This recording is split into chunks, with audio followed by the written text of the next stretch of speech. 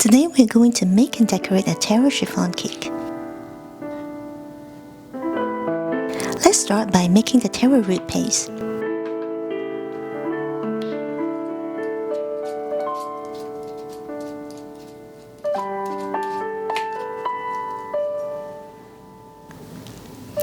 Cut it into small cubes.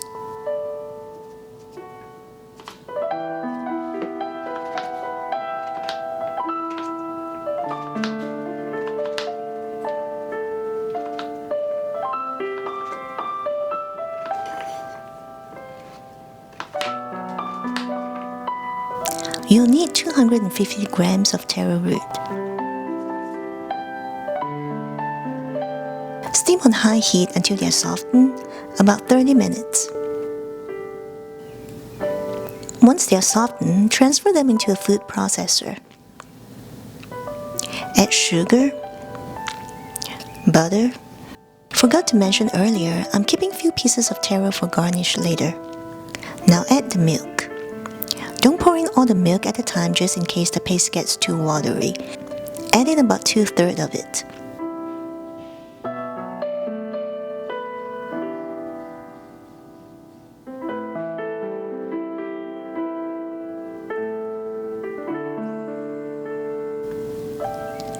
Check on the consistency.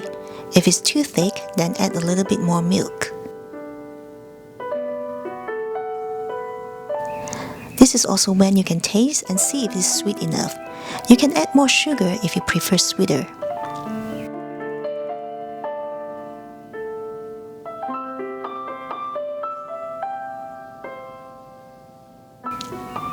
This looks about right. It's smooth, easily spread out but not runny. Don't blend it too fine. You want to keep some tiny pieces of taro in there for a better texture. Let it cool off slightly at room temperature, then cover it and put it in the fridge. You want this to be cold when adding it on the cake. Now let's make the cake.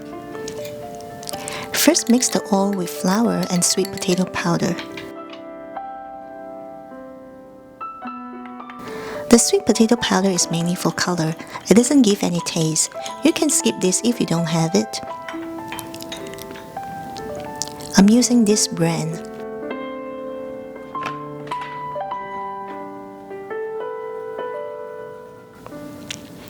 As you can see, this method of first combining the oil and flour is simple and won't develop gluten. You can stir it any way you want and you don't have to sieve the flour neither. Now add the milk and egg yolks. Stir until all well combined.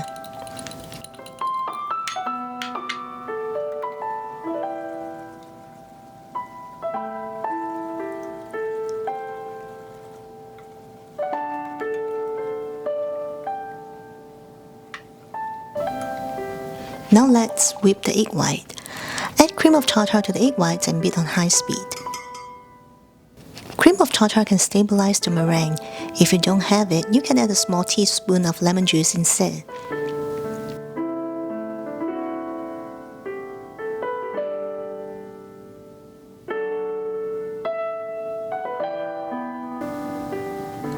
When you see big bubbles forming, add 1/3 of the sugar.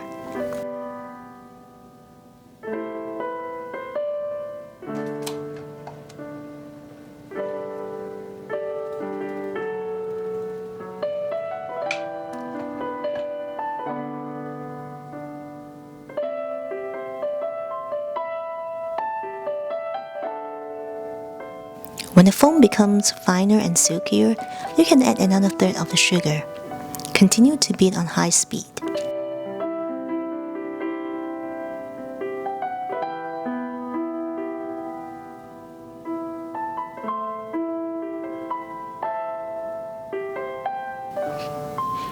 The foam will continue to get silkier and you will start to see some texture lines or trails. At this point, you can add the remaining sugar and beat on medium-high speed.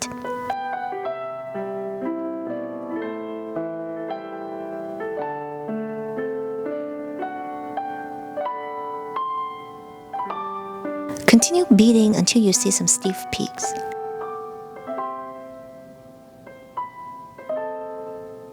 After lifting the whisk, the meringue is stable and firm, and the peak will not drip.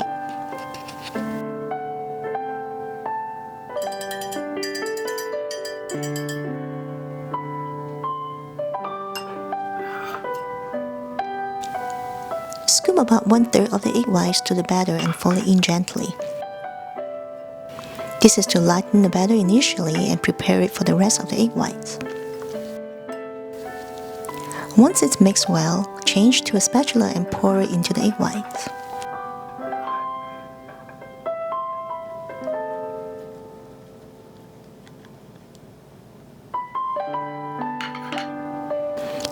Continue to fold gently until it's all combined. Repeat this movement until the batter is homogeneous. Don't overdo it. Transfer the batter to the pan immediately.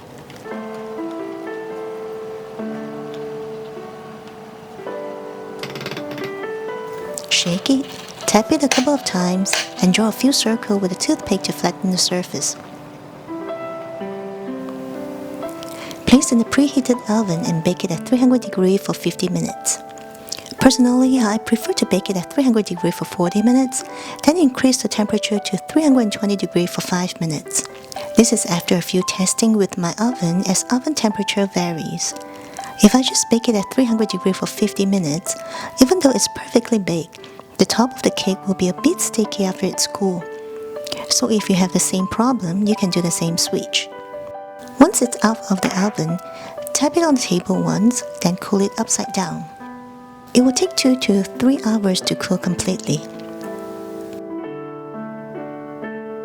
Now that the cake is cool, remove it from the pan carefully, then slice it into 3 layers.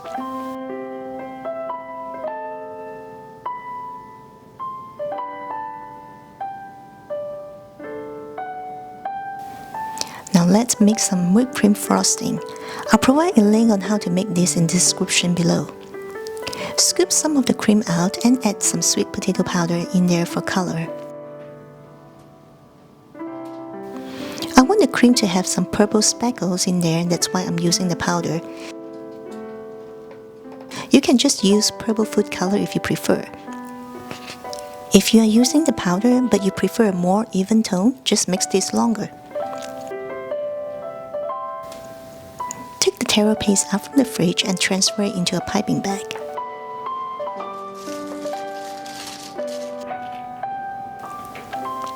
Let's start decorating.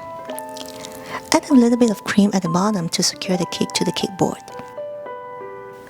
As you can see, the sweet potato powder gives this cake a very beautiful and natural looking purple color, matching the taro root theme. Pipe a generous layer of taro paste on it.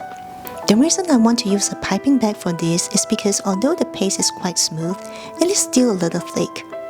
If I'm only applying it with a spatula, with the cake being so soft and airy, it would be very hard to spread. If you have watched my 2 previous chiffon cake videos, you may have noticed that this cake didn't rise as high as the previous ones. This cake recipe gives a slightly smaller cake because this taro root paste is actually another key component. It's just as important as the cake. After all, this is what makes it a taro cake. Now smooth it out a little with a spatula.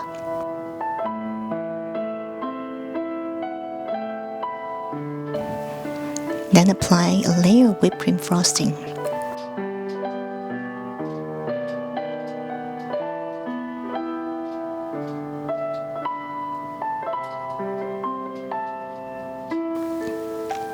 Repeat these steps.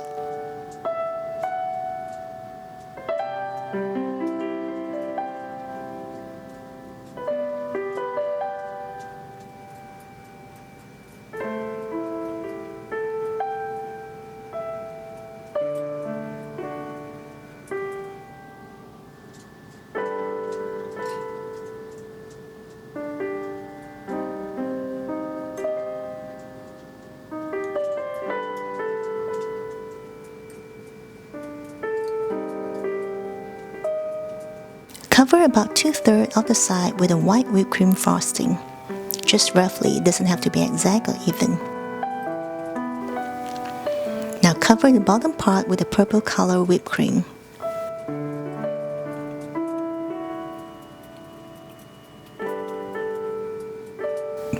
Smooth out the cream the best you can. I usually only use whipped cream frosting to decorate chiffon cake, never buttercream. This is because chiffon cake is very light and airy. You want to match it with something light and airy as well. Buttercream is just too heavy. Put this in the fridge to chill while we prepare the chocolate drip. I melted some white chocolate chips with whipped cream in the microwave for about 40 seconds. For this small cake, I used 3 tablespoons of chocolate chips and 1 tablespoon of whipped cream. Here's a little bit of warm whipped cream, and I will mix it with some sweet potato powder. You can skip this part and just add purple food color straight into the melted white chocolate chips if you prefer. Now mix the two together and stir well. The chocolate now is very hot. We want to wait for it to cool off slightly before putting it on the cake. If you put a very hot chocolate on the cake now, it will be too runny and it will drip all the way to the cake board. Not to mention, it may melt the whipped cream. Keep checking the chocolate. As soon as it thickens up to a point that is pourable but not runny, then it's ready.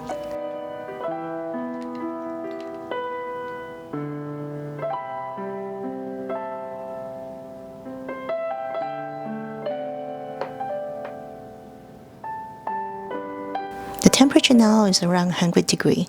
It's still warm but not hot. Now let's start decorating. Transfer the chocolate into a piping bag. Then cut off the tip. You can also just spoon the chocolate on there without using a piping bag. I prefer piping bag because I can have a better control of where it's going. Once you're happy with how it drips, then put it back into the fridge immediately to set.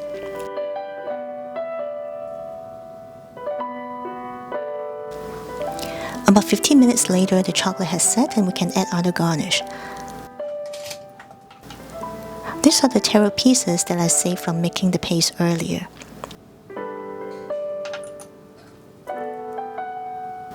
As well as the white and purple whipped cream I used to frost the cake.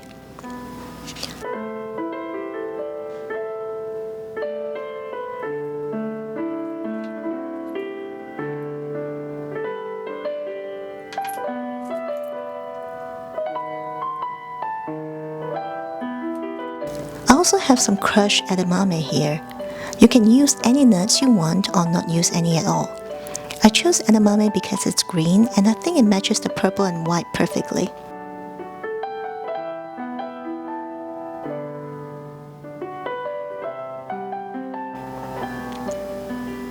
And this is now completed.